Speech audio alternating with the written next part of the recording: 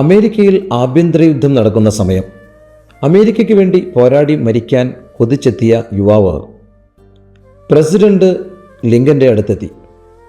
President Lincoln അയാളെ യുദ്ധ കാര്യാലയത്തിലെ കണക്ക് എടുപ്പുകാരനായി നിയമിച്ചു. അയാൾക്ക് സങ്കടമായി.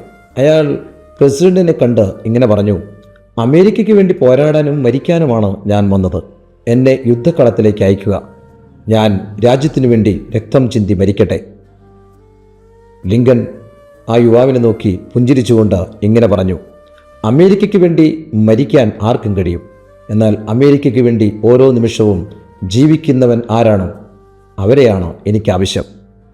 ഒരു വസ്തുവിനോ പ്രസ്ഥാനത്തിനോ മൂല്യത്തിനും വേണ്ടി മരിക്കുന്നതിനേക്കാൾ കൂടുതൽ ധൈര്യവും സ്നേഹവും വേണ്ടിവരും അവയ്ക്കൊക്കെ വേണ്ടി ജീവിക്കാൻ. വരൂ, കുരിശിനോടൊപ്പം നമുക്കും യാത്ര പോകാം.